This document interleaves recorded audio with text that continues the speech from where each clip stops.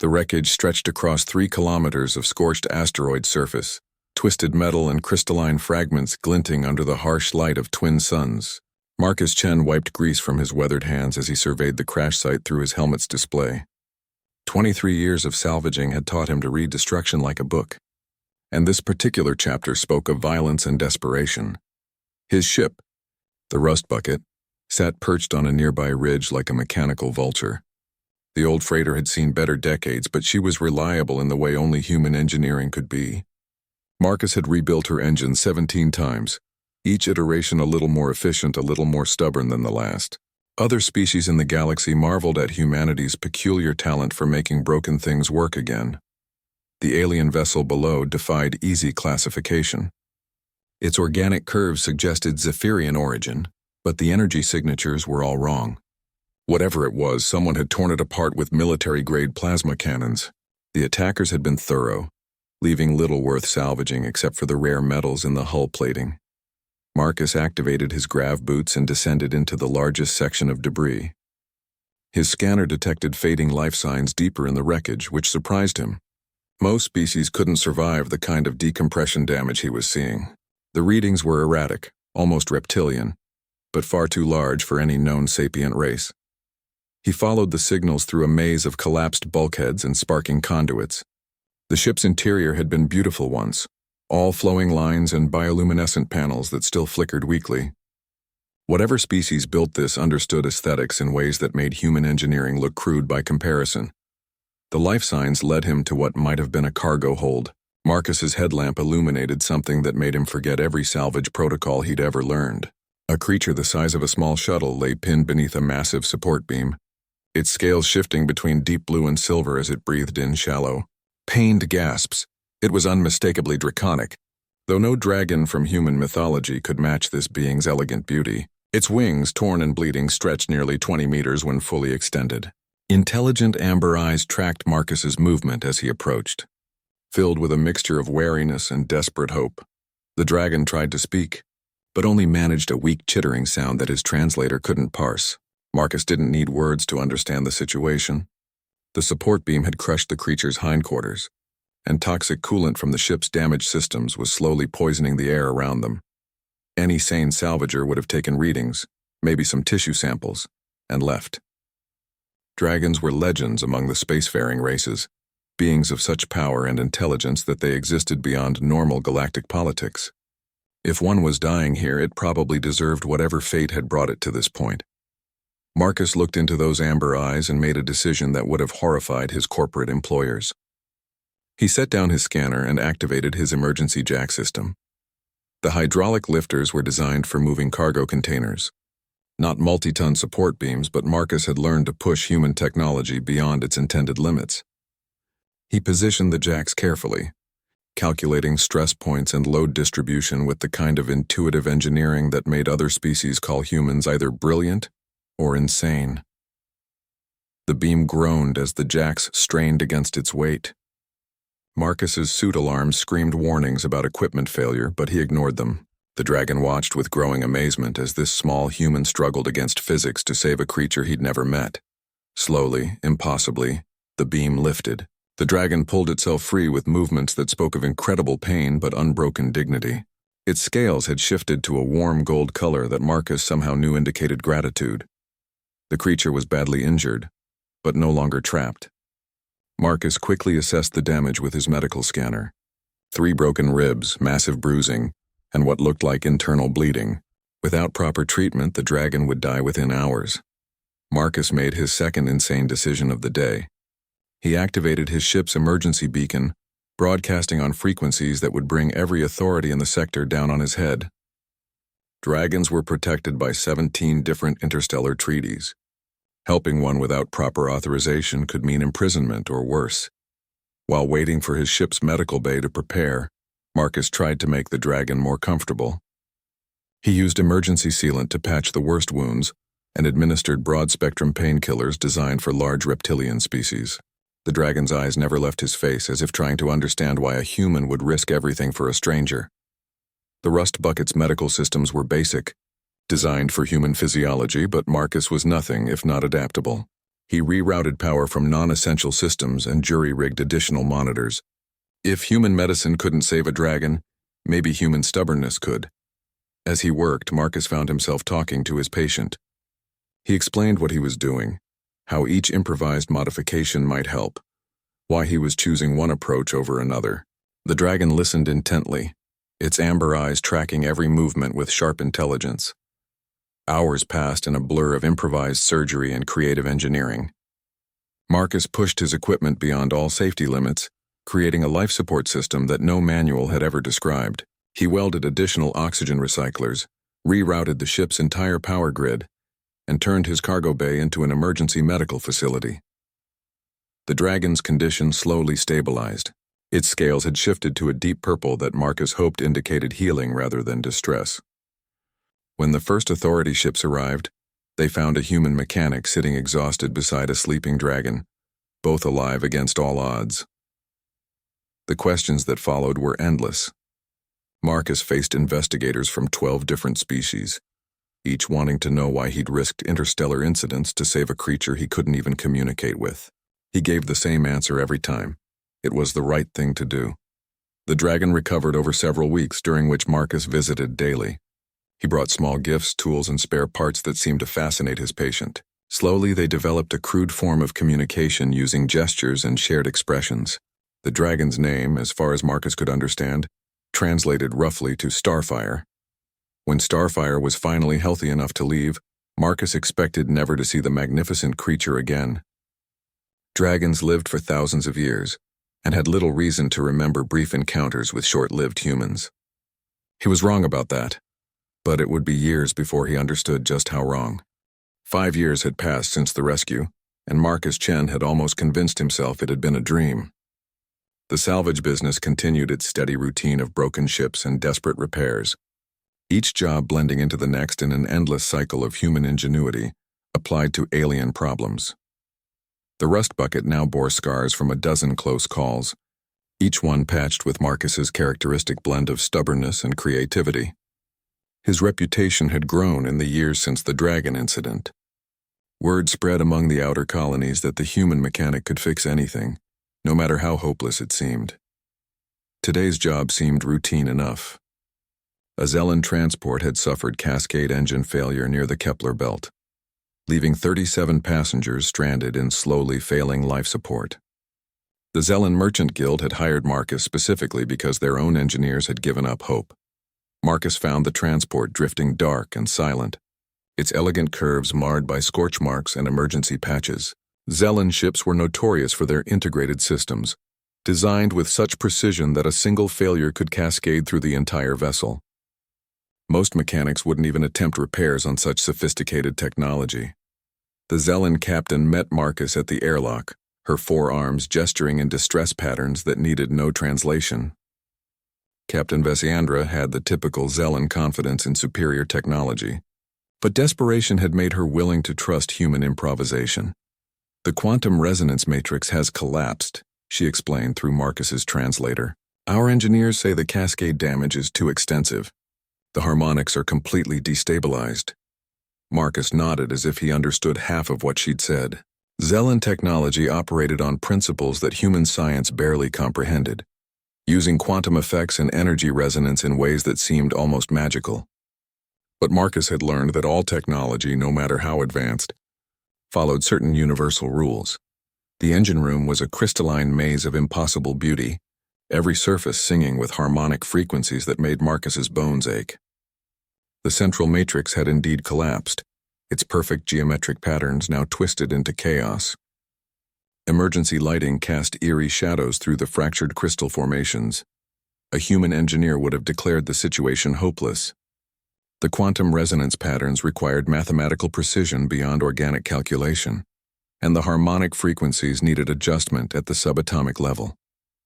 Even Zellan engineers used specialized AI systems for such delicate work. Marcus pulled out his toolkit and began taking readings. The other passengers watched from the observation deck, their expressions ranging from curiosity to barely concealed amusement. What could a primitive human possibly do with tools designed for simple mechanical repairs? They underestimated human adaptability.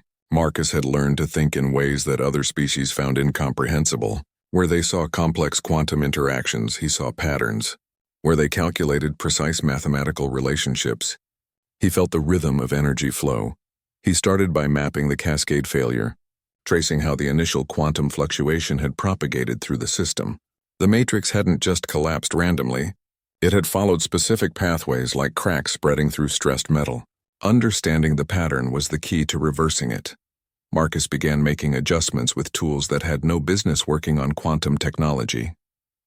He used electromagnetic field generators to nudge resonance frequencies, applied harmonic dampeners designed for industrial machinery, and jerry-rigged feedback loops using spare parts from his own ship. The watching Zelans murmured among themselves in growing amazement. What the human was doing shouldn't work. He was using crude electromagnetic manipulation to affect quantum states, applying mechanical engineering principles to subatomic processes. It was like trying to perform surgery with farming tools, but it was working. Slowly, impossibly, the matrix began to stabilize. Marcus couldn't calculate the quantum relationships, but he could feel them. The way a musician feels harmony without understanding wave physics.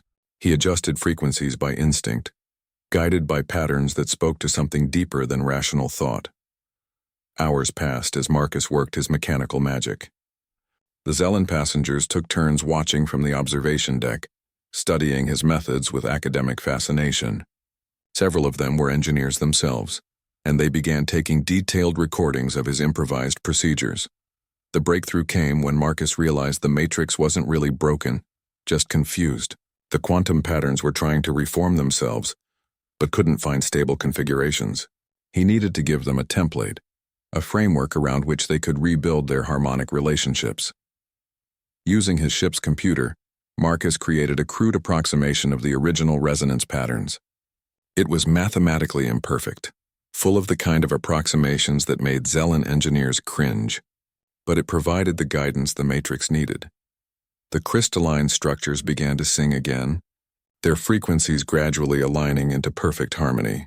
Emergency lighting faded as primary systems came online, bathing the engine room in the soft blue glow of properly functioning quantum technology.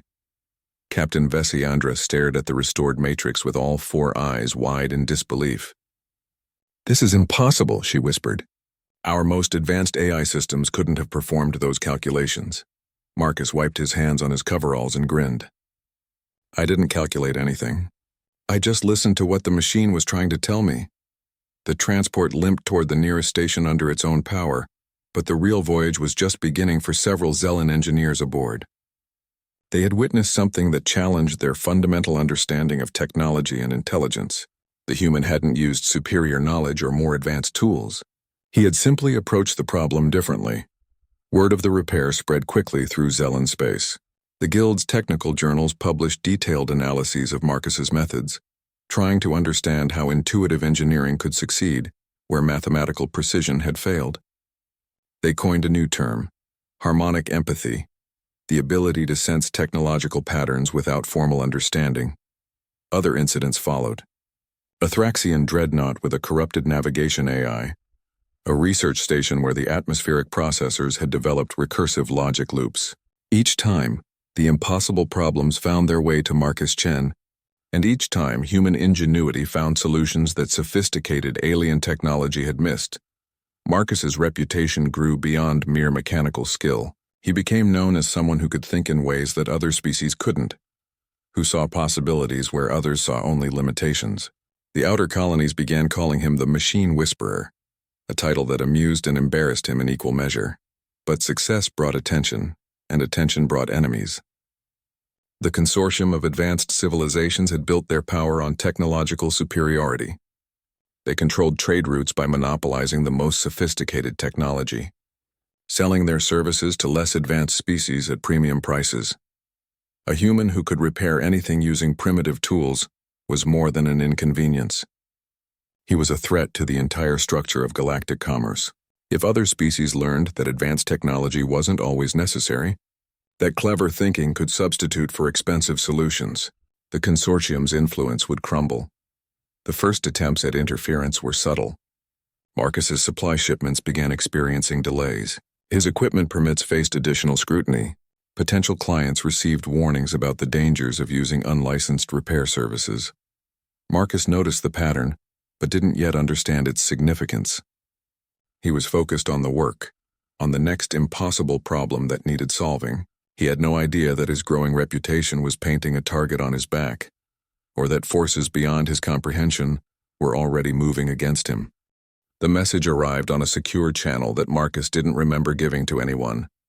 The transmission was brief, encrypted with military-grade algorithms, and bore the seal of the Consortium of Advanced Civilizations. Marcus stared at the holographic display, reading the words that would change everything. "Mr. Chen, your recent activities have attracted our attention. We require a meeting to discuss certain regulatory concerns regarding unauthorized technological interventions. Coordinates attached. Come alone." The coordinates led to a neutral station in the Vega system, a sprawling commercial hub where dozens of species conducted business under carefully negotiated treaties. Marcus had been there before, usually to acquire rare parts or negotiate salvage contracts. This time felt different. The rust bucket docked at Bay 94 between a sleek Altarian courier and a massive Centauran freight hauler. Marcus checked his sidearm out of habit, though he knew it would be useless against whatever the Consortium might have planned. Human projectile weapons were primitive compared to the energy systems other species employed. The meeting location was a private conference room in the station's diplomatic quarter. Marcus found himself facing three beings who represented the pinnacle of galactic civilization. Chancellor Crixtal of the Hegemony dominated the room's center, her crystalline form refracting light in patterns that hurt to look at directly. To her left sat Admiral Vorthik, a military cybernetic whose organic parts had been replaced with technology so advanced it seemed alive. The third figure remained partially obscured by a personal stealth field, but Marcus could make out the general outline of a Nethys observer. "Mr. Chen," Chancellor Crixtal's voice resonated through harmonic translators that made each word feel like a musical chord.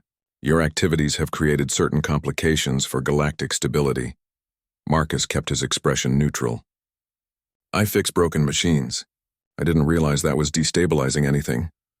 Admiral Vorthak leaned forward, mechanical eyes focusing with audible precision. "You repair technology using methods that violate established protocols. Your techniques, if widely adopted, could undermine the technological hierarchy that maintains interstellar order." The Nethys observer remained silent, but Marcus felt the weight of its attention like a physical pressure. The Nethys were perhaps the most advanced species in known space, beings of pure intellect who had transcended physical limitations millennia ago. Their presence at this meeting meant the situation was more serious than Marcus had imagined. "The Consortium maintains technological standards for good reason," Chancellor Crixtal continued. "Complex systems require sophisticated understanding. When primitive species attempt repairs beyond their comprehension, the results can be catastrophic." Marcus understood the subtext. They weren't concerned about safety. They were worried about profits. The Consortium's power came from being the only source of advanced technological solutions. If other species learned they could solve problems independently, the Consortium's monopoly would crumble. "I've never caused any catastrophes," Marcus said carefully. "Every repair I've made has been successful." "That's precisely the problem." Admiral Vorthak's mechanical voice carried undertones of irritation. "Your success rate is statistically impossible for someone using primitive tools and intuitive methods. Either you're using undisclosed technology, or you represent an anomaly that must be contained." The Nethys observer finally spoke, its voice arriving directly in Marcus's mind without passing through his ears. "The human demonstrates capabilities that our models cannot predict. This represents an unacceptable variable in our calculations." Marcus felt a chill that had nothing to do with the station's environmental systems. The Consortium wasn't just concerned about competition, they were afraid of something they couldn't understand or control. In their perfectly ordered universe, human unpredictability was a threat to be eliminated. "We're prepared to offer you a position," Chancellor Crixtal said, her tone shifting to something that might have been conciliatory. "The Consortium has use for unusual talents. You would have access to advanced technology, unlimited resources, and the protection of the most powerful alliance in the galaxy." The offer sounded generous, but Marcus heard the cage door closing. They wanted to buy him, to turn his abilities into another tool for maintaining their dominance. When he inevitably refused, they would find other ways to solve their human problem. "I appreciate the offer," Marcus said, "but I prefer working independently." Admiral Vorthak's cybernetic features shifted into what might have been a smile. "Independence is a luxury that requires certain guarantees, Mr. Chen. The galaxy can be dangerous for those who lack proper protection." The threat was subtle, but unmistakable. Marcus had 48 hours to reconsider their offer before they moved to more direct measures. The meeting ended with polite farewells that fooled no one. Marcus returned to his ship with mind racing. The consortium commanded resources that could turn any inhabited system against him. They could brand him a terrorist, freeze his accounts, or simply arrange for an accident in some remote system. Running might delay the inevitable, but it wouldn't solve the fundamental problem. He was still considering his limited options when the proximity alarms began screaming. 3 ships had dropped out of hyperspace directly above the station, their energy signatures unlike anything in Marcus's database. The lead vessel was impossibly large, its hull shimmering with what looked like scales rather than metal plating. The station's traffic control systems erupted in panic as they tried to identify the newcomers. Emergency broadcasts filled the communication channels, warning all ships to maintain position while security forces scrambled to respond. Marcus watched through his viewport as the largest ship descended toward the docking bays with movements too fluid for any mechanical vessel. It settled onto Bay 93 with surprising gentleness, its hull patterns shifting from deep blue to silver and finally to warm gold. Recognition hit Marcus like a physical blow. Those weren't ship hulls he was seeing. They were scales. The vessels weren't constructed. They were grown, shaped from living tissue and technological symbiosis that defied conventional understanding. The dragons had come to Vega Station. The lead dragon was larger than Starfire, its ancient eyes holding depths that spoke of millennia spent watching civilizations rise and fall. When it spoke, its voice carried across all communication frequencies simultaneously, bypassing translation systems to communicate in pure concepts that every species could understand. "We seek the human called Marcus Chen," the dragon announced. "He is under our protection." The station's security forces found themselves in an unprecedented situation. Dragons operated outside normal galactic law, their ancient treaties predating the consortium by thousands of years. They could go wherever they pleased, do whatever they deemed necessary, and no government in known space had the power to stop them. Marcus felt a mixture of amazement and terror as he realized what was happening. Somehow word of his situation had reached the dragons. They had come not as neutral observers, but as active participants in what was rapidly becoming a confrontation between 2 fundamentally different visions of galactic order. The consortium representatives were undoubtedly reconsidering their plans. Threatening a lone human mechanic was one thing. Challenging beings who had shaped the galaxy before most current species had achieved spaceflight was something else entirely. Marcus gathered his tools and prepared to leave the rust bucket. Whatever happened next, he wouldn't face it alone. The dragons had made their position clear, and for the first time since receiving the consortium's message, Marcus allowed himself to hope that human ingenuity might triumph over galactic politics. The Dragon's arrival transformed Vega Station from a bustling commercial hub into a diplomatic powder keg.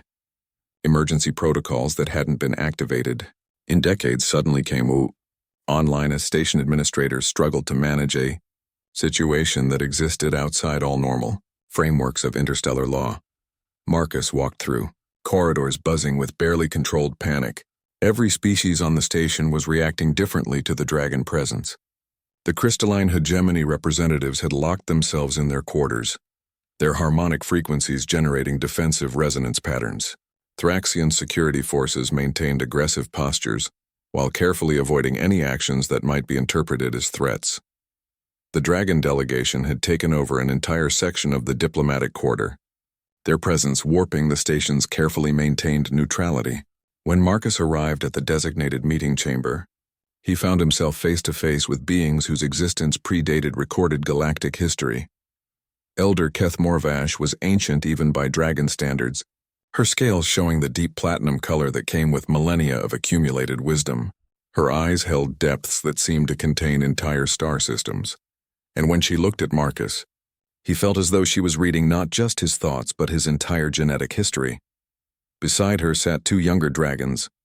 Though younger, was relative when dealing with beings who measured age in geological epochs. One was Starfire, whose scales shifted to warm gold when he recognized Marcus. The other was unfamiliar, her scales a deep crimson that spoke of volcanic fury barely held in check. Marcus Chen, Elder Keth Morvash, spoke without moving her lips, her voice arriving as pure thought in his mind. You have created quite the disruption in galactic affairs. Marcus tried to find words adequate for addressing beings who had witnessed the birth of civilizations. I didn't mean to cause any trouble. I was just trying to help. The Crimson Dragon laughed, a sound like controlled explosions that made the chamber's walls vibrate. Help? Human your helping has terrified the most powerful alliance in the galaxy. Do you have any idea what you've accomplished? Starfire's mental voice carried warmth that Marcus remembered from their first meeting. Flamedar speaks truly, though perhaps with less tact than necessary. Your actions have revealed truths that many prefer to keep hidden. Elder Keth Morvash gestured with one massive claw, and holographic displays materialized in the air between them. The images showed Marcus's various repairs and modifications, but from perspectives he had never seen. The displays revealed energy patterns and quantum fluctuations that his instruments couldn't detect, demonstrating that his simple fixes had created results that defied conventional understanding. You see technology differently than other species, the Elder explained. Where they perceive rigid systems bound by immutable laws, you see living patterns that can be guided and shaped. This perspective is not new to us.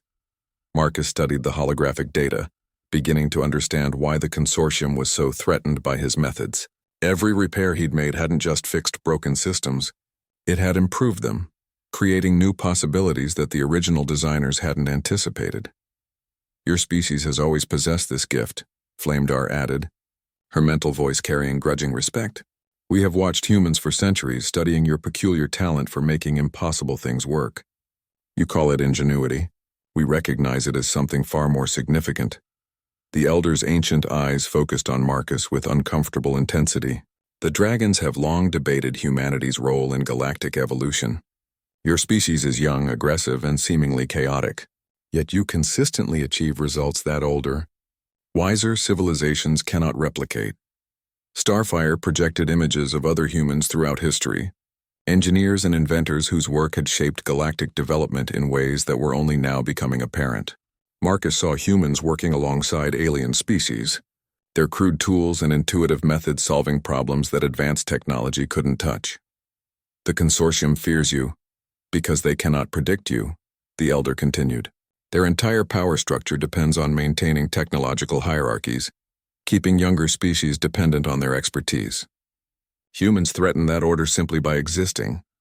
Marcus was beginning to understand the scope of what was happening.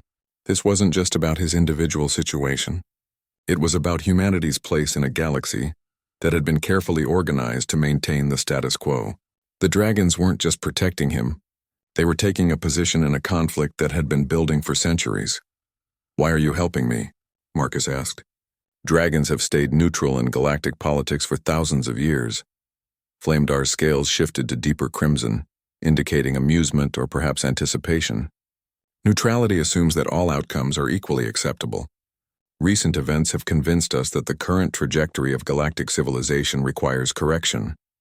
The Elder elaborated with thoughts that carried the weight of eons. The consortium has created a stable but stagnant galaxy. Innovation is discouraged, independence is punished, and younger species are kept perpetually dependent. This is not the natural order of things. Starfire's mental voice carried personal warmth alongside political implications. You saved my life using nothing but determination and improvised tools. In doing so, you demonstrated principles that the galaxy has forgotten.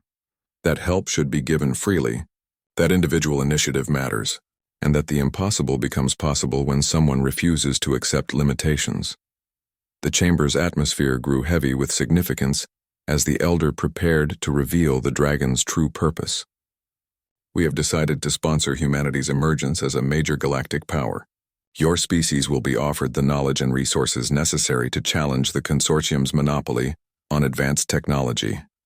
Marcus felt overwhelmed by the implications. The dragons were essentially declaring war on the established order, using humanity as their chosen champions in a conflict that would reshape galactic civilization. "I don't speak for my entire species," Marcus protested. "I'm just a mechanic." "Precisely." Flamedar's mental laughter carried undertones of fire and fury. "You are not a politician or a general or a corporate executive. You are someone who sees a problem and fixes it, regardless of supposed limitations or political consequences. This is exactly what the galaxy needs." The Elder projected new images, showing possible futures where human ingenuity spread throughout the galaxy. Marcus saw colonies where impossible technologies flourished, where species worked together as equals rather than hierarchical dependence, where innovation drove progress instead of being suppressed for political stability. "The choice is yours, Marcus Chen," the Elder said. "You can accept the consortium's offer, disappear into their bureaucratic machine and leave the galaxy unchanged. Or you can stand with us and help birth a new era of galactic civilization." Marcus looked at the three dragons, beings whose existence spanned the rise and fall of empires, who had chosen to break millennia of neutrality for principles he barely understood. The weight of decision pressed down on him like the gravity of a collapsing star. Outside the chamber, he could feel the tension building throughout the station. The consortium would not accept this challenge passively. Whatever choice he made would trigger consequences that would echo throughout known space. Marcus thought about the broken ships he'd repaired, the grateful faces of beings he'd helped, the simple satisfaction of making something work again. The decision, when it came, felt as natural as reaching for a wrench. "What do you need me to do?" The consortium's response came with military precision. Within hours of Marcus's meeting with the dragons, ships began dropping out of hyperspace around Vega Station. Not the elegant diplomatic vessels that typically graced the neutral hub, but hardened military craft whose hulls bristled with weapon systems that could reduce the station to molten slag. Admiral Vorthak had assumed direct command of the operation, his cybernetic form now enhanced with additional tactical systems that made him look more machine than organic being. From the bridge of the dreadnought inevitable conclusion, he coordinated the largest show of force in the station's history. All civilian vessels are ordered to depart immediately, his transmission cut through every communication channel simultaneously. This station is now under consortium emergency authority. Failure to comply will result in immediate impoundment of vessels and crews. The panic that followed was immediate and total. Merchants and traders who had spent decades building neutral relationships found themselves forced to choose sides in a conflict they barely understood. Some ships fled toward the system's edge while others sought shelter in the station's more defensible sections. Marcus watched the chaos from the Dragon delegation's quarters, feeling the weight of responsibility for every being whose life was now at risk. The dragons observed the military buildup with ancient patience, their scaled forms radiating calm that contrasted sharply with the station's growing terror. 67 ships, Flamedar reported, her crimson scales reflecting tactical displays that showed the surrounding fleet, including 3 command dreadnoughts and what appears to be an experimental siege platform. "They're not taking any chances." Elder Kethmorvash studied the approaching fleet with ancient satisfaction. "The galaxy remembers the dragon's role in maintaining balance. These species understand that consortium dominance has gone too far." The arriving ships positioned themselves in a loose formation around the station, not quite joining the dragons but clearly not supporting the consortium blockade. Their presence changed the entire dynamic of the confrontation, transforming it from a simple military operation into a galactic political crisis. Admiral Vorthak found himself facing a situation that his tactical systems hadn't anticipated. Attacking the dragons might be militarily feasible, but doing so in front of representatives from dozens of species would create diplomatic chaos that could destabilize the entire consortium alliance. "This is bigger than just me, isn't it?" Marcus asked, watching the political maneuvering unfold on the tactical displays. The Elder's mental voice carried the weight of prophecy fulfilled. "You were never just a mechanic, Marcus Chen. You were a catalyst, a symbol of what becomes possible when beings refuse to accept artificial limitations. The galaxy has been waiting for someone like you to appear." The crisis reached its tipping point when a new voice joined the communication networks. Captain Vesiandra of the Zelen Merchant Guild transmitted on all frequencies, her 4-armed form appearing on screens throughout both fleets. "Admiral Vorthak, I speak for the Independent Traders Coalition. Her words carried the authority of economic power that rivaled military might. "The being you're threatening saved my ship and the lives of my passengers using methods that your own engineers declared impossible. We will not allow you to suppress such capabilities in the name of maintaining your technological monopoly." Similar testimonials followed from ships throughout the growing fleet. Species after species described impossible repairs, creative solutions, and technological miracles performed by humans using nothing but determination and improvised tools. The pattern was undeniable. Humanity's gift for making broken things work had been quietly revolutionizing galactic technology for decades. The consortium had walked into a trap of their own making. By trying to suppress one human mechanic, they had revealed the extent of their technological control and sparked a rebellion they thought they had prevented. The galaxy was discovering that advanced technology wasn't the only path to progress. Admiral Vorthak faced a choice between military action that would unite the galaxy against the consortium, or diplomatic retreat that would signal weakness to other potential challengers. His cybernetic systems calculated probabilities and found no acceptable outcomes. "This standoff cannot continue indefinitely," he transmitted to the Elder. "Proposed terms for resolution, Doisi." Dragon's response came with the finality of stellar judgment. Marcus Chen will be granted full protection under Dragon sovereignty. Humanity will be recognized as an independent technological civilization, free to develop and share their capabilities without consortium interference. In return, we will not actively support the dissolution of your current alliance structure. The terms were generous considering the Dragon's position of strength, but they represented a fundamental shift in galactic power. Accepting would mean acknowledging that the consortium's technological supremacy was no longer absolute. Marcus felt the weight of history pressing down on the moment. The choice between war and peace, between the old order and an uncertain future, hung in the balance of decisions being made in the cold vacuum of space. The Admiral's response would determine whether humanity emerged as a recognized power or became the target of a campaign designed to eliminate them entirely. Either way, Marcus realized, there was no going back to the simple life of a salvage mechanic. Studied the formation with eyes that had seen countless wars. The consortium has committed significant resources to this operation.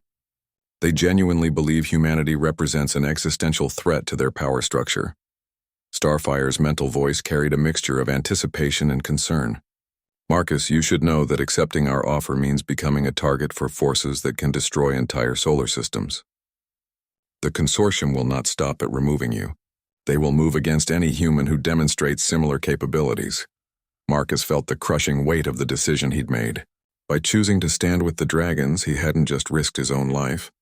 He'd potentially condemned his entire species to become enemies of the galaxy's most powerful alliance. "There has to be another way," he said. "Some kind of compromise that doesn't lead to war." The Elder's ancient laughter carried no humor. "Child, the war began the moment your species learned to make broken things work again. We are simply choosing when and how to fight it." Admiral Vorthak's next transmission was directed specifically at the Dragon ships. "Elder Keth Morvash, you are harboring a being who poses a clear threat to galactic stability.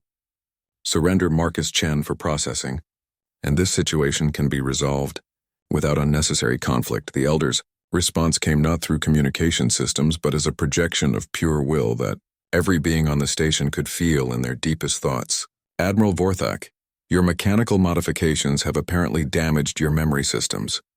Let me remind you of certain historical facts." What followed was a mental tsunami of images and sensations that told the story of the Dragon's role in galactic history. Marcus saw the ancient wars that had shaped the galaxy, conflicts where Dragon intervention had prevented total annihilation. He witnessed the treaties that established the current balance of power, agreements that specifically protected Dragon neutrality and sovereignty. "The Dragon Accords guarantee our right to act in defense of galactic stability," the Elder continued, her mental voice carrying the force of law written in stellar fire. "We have determined that your actions constitute a clear violation of the natural order. Withdraw your forces or face the consequences." Admiral Vorthak's cybernetic systems processed the legal implications at computer speed. The Dragon Accords were indeed binding, enforced by weapons that had once moved stars and reshaped galaxies. But the consortium had spent centuries preparing for the possibility that Dragon neutrality might end. The Dragons haven't fought a real war in 12,000 years. His response carried electronic confidence. Your weapons are artifacts of a bygone age. Consortium technology has advanced considerably since the last conflict. Flamedar's scales shifted to deep red that spoke of barely controlled rage. Shall we test that theory, Admiral? The standoff stretched across tense hours as both sides maneuvered for advantage. The Consortium fleet maintained its blockade, while additional ships arrived to reinforce their position. The Dragons remained near the station, their 3 vessels seeming pitifully small compared to the military force arrayed against them. Marcus spent the time learning about the choice he'd made. The Dragons provided him with historical records that told the real story of galactic development, showing how the Consortium had systematically suppressed innovation to maintain their control. He saw species reduced to technological dependence, their natural creativity stifled by artificial limitations. But he also saw something else. Humans working throughout the galaxy, usually in obscurity, consistently finding ways to make impossible things work. The pattern was clear once he knew what to look for. Humanity had been quietly undermining the Consortium's technological monopoly for decades, one impossible repair at a time. How many others are there? Marcus asked. Starfire projected a star map showing hundreds of points of light scattered throughout known SE. Admiral Vorthak's silence stretched across the void like a held breath. His cybernetic systems ran calculations at quantum speeds, processing political ramifications, military consequences, and economic implications. Every scenario led to the same conclusion. The Consortium's absolute dominance was ending whether they accepted it gracefully or not. The breakthrough came from an unexpected source.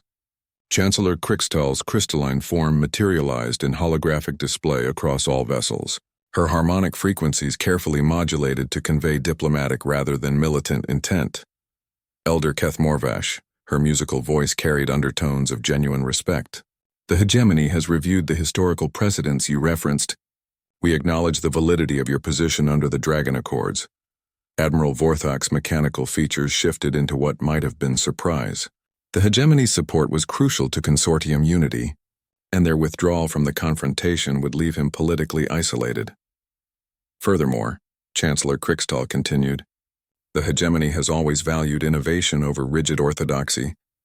We propose a compromise that acknowledges changing galactic realities while preserving stability. The proposal that followed was elegant in its simplicity. Humanity would be granted provisional status as an independent technological civilization, with the right to develop and share their engineering methods freely.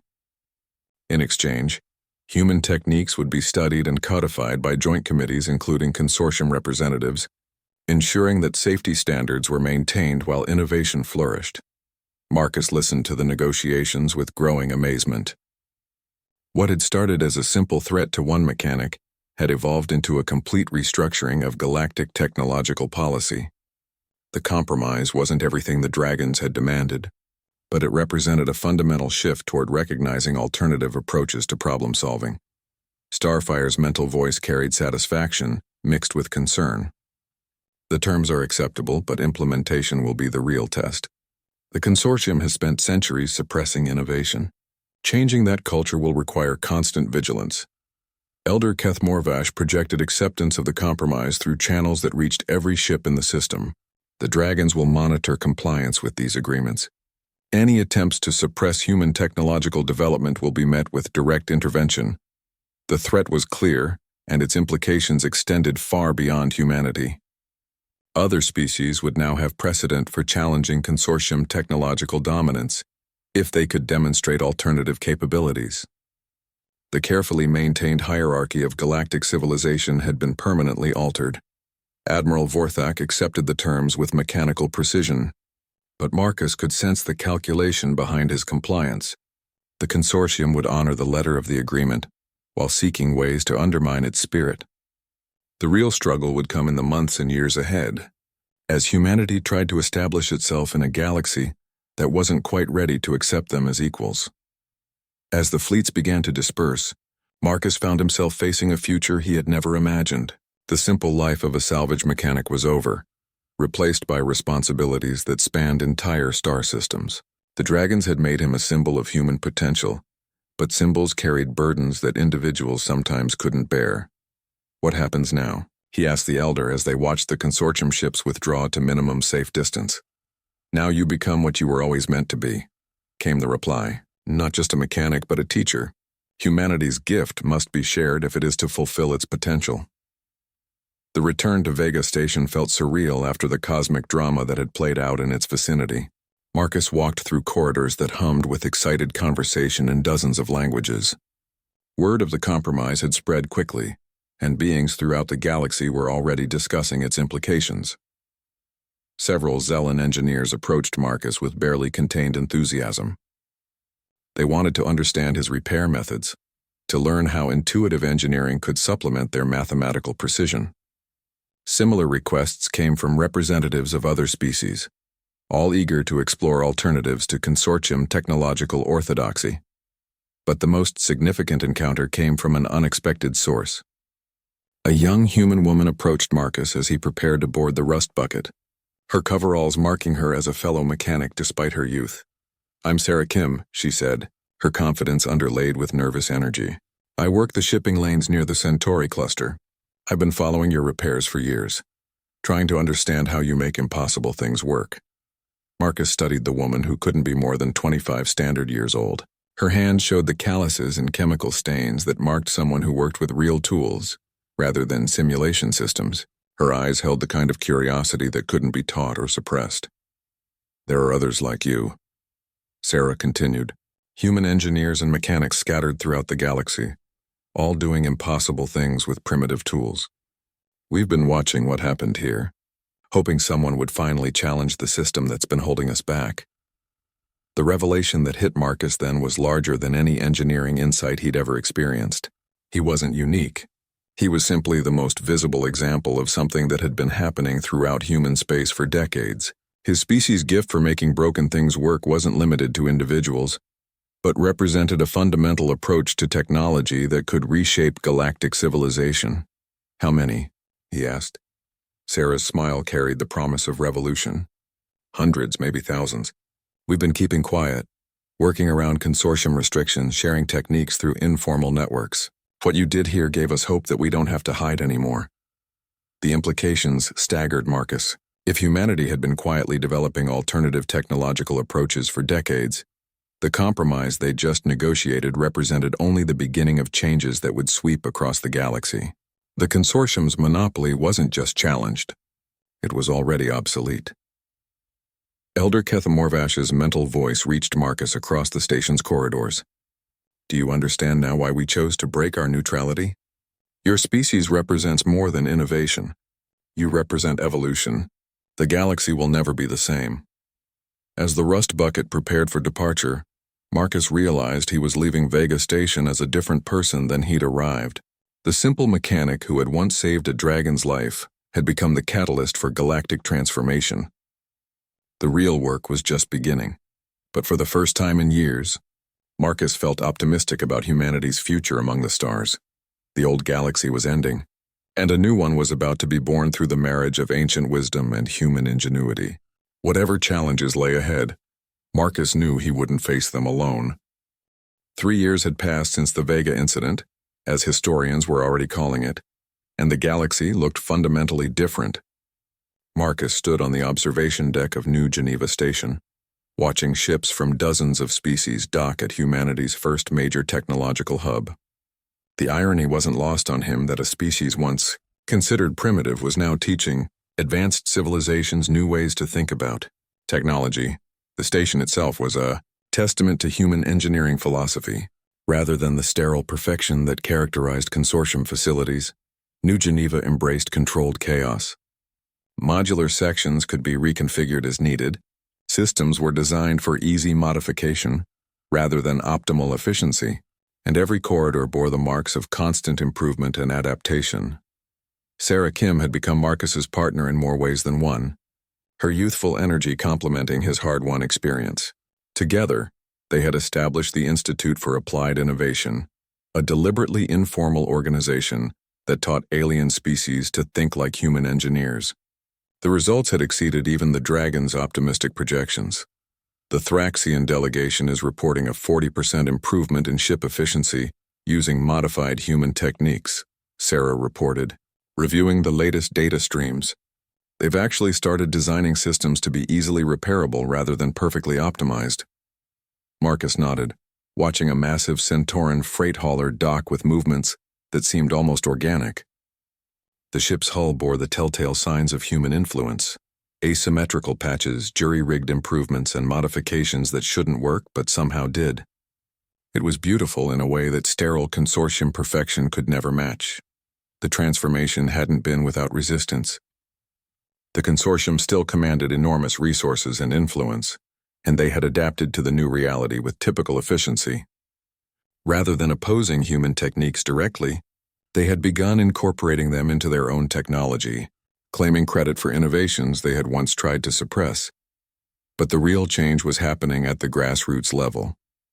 Species throughout the galaxy were rediscovering their own capacity for innovation, using human methods as inspiration for approaches that suited their unique physiologies and cultural perspectives. The rigid technological hierarchy was collapsing as beings learned they didn't need permission to think creatively.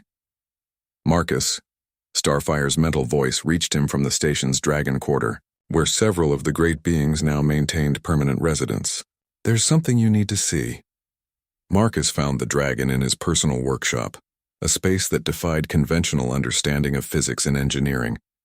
Starfire had been experimenting with combining dragon biotechnology and human mechanical intuition, creating hybrid systems that transcended both approaches. I have received a communication from the deep territories, Starfire explained, his scale shifting to colors that indicated profound concern. Something is emerging from the galactic core, something that the ancient monitoring systems classify as a potential extinction-level threat. The holographic display that materialized showed sensor readings from the galaxy's most remote regions. Energy signatures moved through space at impossible speeds, their patterns suggesting technology that made even dragon achievements look primitive. Whatever was coming had noticed the changes happening in the galaxy and was investigating. The precursors, Elder Keth Morvash's ancient voice carried weight that made the station's superstructure vibrate. We have long suspected that our galaxy's original inhabitants never truly departed. The technological revolution you have sparked may have attracted their attention. Marcus studied the readings with growing unease. The approaching entities commanded power that could reshape solar systems, and their intentions were completely unknown. The compromise with the consortium suddenly seemed insignificant compared to this new threat. How long do we have? He asked. Perhaps 6 months before they reach the populated sectors, Starfire replied. The dragons alone cannot stand against such power. We will need every innovative mind in the galaxy working together to have any hope of survival. The crisis that followed made the Vega incident look like a minor diplomatic disagreement. Emergency councils convened on every major world as species that had spent centuries fighting each other suddenly faced a common threat that dwarfed their petty conflicts. The consortium's response was predictably systematic. They proposed consolidating all technological resources under centralized command, essentially using the crisis to restore their former dominance. It was Admiral Vorthak who presented their plan, his cybernetic form now enhanced with even more advanced systems. Coordinated response requires unified command structure, he argued before the Galactic Emergency Assembly. The consortium has the infrastructure and experience to manage resources on the necessary scale. But the galaxy had changed too much to accept such simple solutions. Representative after representative stood to argue for inclusive approaches that drew on the diverse innovations that had flourished since human techniques became available. The crisis was too large for any single organization to handle alone. Marcus found himself speaking before an assembly that included beings from every known civilization. We've learned that the best solutions come from combining different approaches, not imposing uniform methods. If we're going to survive this, we need to work together as equals, not as subordinates to any single authority. The solution that emerged was unprecedented in galactic history. A truly collaborative council was established, with representatives from every major species and technological tradition. Human engineers worked alongside consortium scientists, dragon biotechnicians, and innovative minds from cultures that had never before been included in major decisions. The project that followed, pushed every species beyond their previous limitations. Humans provided creative engineering solutions that other species refined with their advanced theoretical knowledge. Dragons contributed biotechnology that merged seamlessly with mechanical systems. Even the mysterious approaching entities became subjects of study, as scientists learned to think in ways they had never attempted before. As the 6-month deadline approached, Marcus stood again on the observation deck of New Geneva Station. But now he watched ships departing rather than arriving, vessels equipped with hybrid technologies that represented the best of every galactic civilization. The fleet that formed around the station was unlike anything in recorded history, a fusion of artistic vision and technical precision that transcended any single species' capabilities. Starfire joined him at the viewport, his massive form radiating calm confidence. Whatever we face out there, we face it together. That may be the greatest achievement of all. The final confrontation awaited somewhere in the void between stars, where humanity's gift for making impossible things work would be tested against forces that had shaped the galaxy before life itself had emerged from primordial seas. But for the first time in galactic history, every species would meet that challenge as true equals, united by the understanding that innovation flourished only when diversity was embraced rather than suppressed. Marcus Chen, the mechanic who had once saved a dragon's life with nothing but determination and improvised tools, had inadvertently saved something far greater: the galaxy's capacity to evolve beyond the limitations imposed by fear and rigid thinking. Whatever came next, the universe would never again be the same.